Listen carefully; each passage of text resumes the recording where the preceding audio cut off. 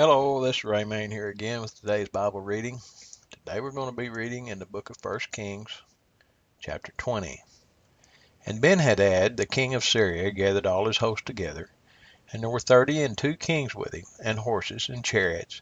And he went up and besieged Samaria, and warred against it. And he sent messengers to Ahab, king of Israel, into the city, and said unto him, Thus saith Benhadad, Thy silver and thy gold is mine, thy wives also and thy children, even the goodliest, are mine.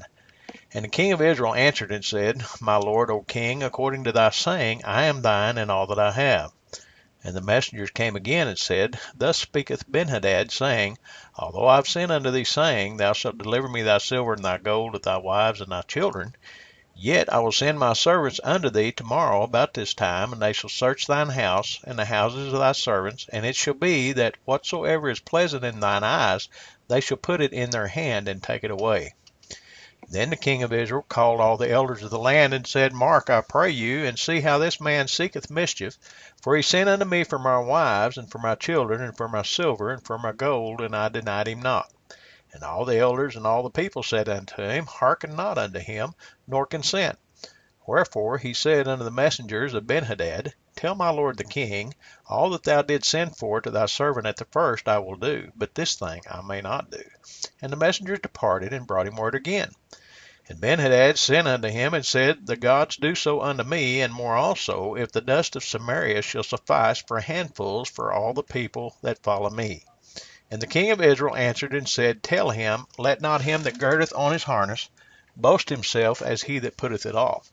And it came to pass, when Benhadad heard this message, as he was drinking, he and the kings in the pavilions, that he said unto his servants, Set yourselves in array. And they set themselves in array against the city. And behold, there came a prophet unto Ahab, king of Israel, saying, Thus saith the Lord, Hast thou seen all this great multitude? Behold, I will deliver it into thine hand this day. Thou shalt know that I am the Lord.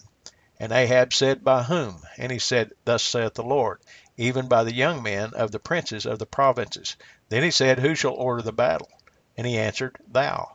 Then he numbered the young men of the princes of the provinces, and they were 232. And after them he numbered all the people, even all the children of Israel, being 7,000. And they went out at noon. But Benhadad was drinking himself drunk in the pavilions, he and the kings, the 32 kings that helped him.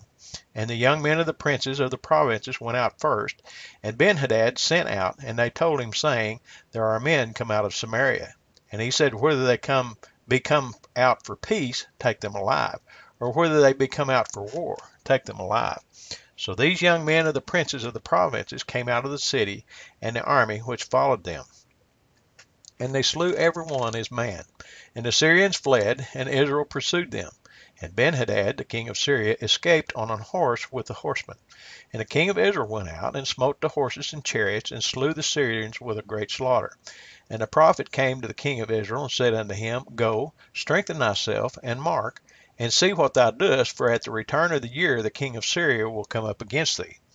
And the servants of the king of Syria said unto him, Their gods are gods of the hills, therefore they are stronger than we. But let us fight against them in the plain, and surely we shall be stronger than they. And do this thing, take the kings away, every man out of his place, and put captains in their rooms, and number thee an army like the army that thou hast lost, horse for horse, and chariot for chariot. And we will fight against them in the plain, and surely we shall be stronger than they. And he hearkened unto their voice, and did so. And it came to pass at the return of the year that Benhadad numbered the Syrians, and went up to Aphek to fight against Israel. And the children of Israel were numbered, and were all present, and went against them. And the children of Israel pitched before them like two little flocks of kids, but the Syrians filled the country. And there came a man of God, and spake unto the king of Israel, and said, Thus saith the Lord, Because the Syrians have said, The Lord is God of the hills, but he is not God of the valleys, therefore will I deliver all this great multitude into thine hand, and ye shall know that I am the Lord. And they pitched one over against the other 7 days. And so it was that in the 7th day the battle was joined. And the children of Israel slew of the Syrians 100,000 footmen in one day. But the rest fled to Aphek into the city, and there a wall fell upon 27,000 of the men that were left. And Benhadad fled, and came into the city into an inner chamber. And his servants said unto him, Behold now, we have heard that the kings of the house of Israel are merciful kings. Let us, I pray thee, put sackcloth on our loins, and ropes upon our heads, and go out to the king of Israel. Peradventure he will save thy life. So they girded sackcloth on their loins, and put ropes on their heads, and came to the king of Israel, and said, Thy servant Benhadad saith, I pray thee, let me live. And he said, Is he yet alive? He is my brother. Now the men did diligently observe whether anything would come from him, and did hastily catch it. And they said, Thy brother Benhadad. Then he said, Go ye, bring him. Then Benhadad came forth to him, and he caused him to come up into the chariot.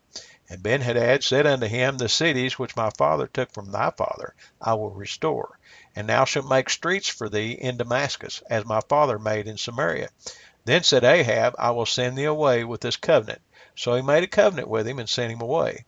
And a certain man of the sons of the prophets said unto his neighbor in the word of the Lord, Smite me, I pray thee. And the man refused to smite him.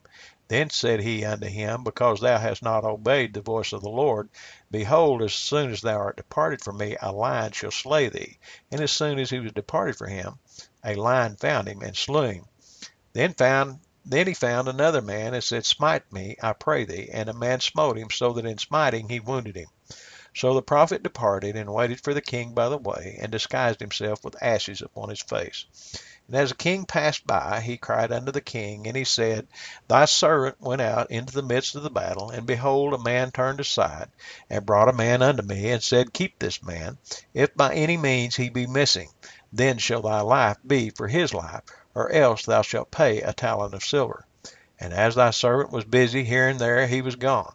And the king of Israel said unto him, So shall thy judgment be, thyself hast decided it.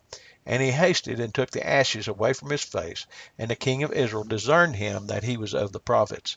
And he said unto him, Thus saith the Lord, Because thou hast let go out of thy hand a man whom I am appointed to utter destruction, therefore thy life shall go for his life, and thy people for his people. And the king of Israel went to his house heavy and displeased, and came to Samaria. Well, it seems like, just reading between the lines here, that Ahab had a chance. God was showing him, look, I'm going to show you that I am God. Now, he already knew that, but it sounds like he was giving Ahab another chance. He had already sentenced him, so to speak, by the prophet Elijah, but he was giving him another chance. And here he had delivered all of the Syrians into Ahab's hands.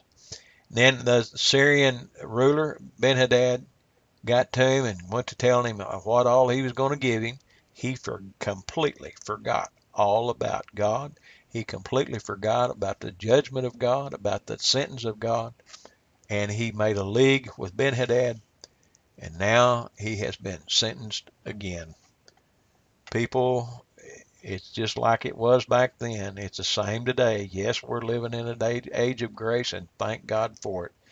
But if you think that you can bargain with God, if you think that you can work against God, against his commandments, you've got another thing coming. There's a punishment there.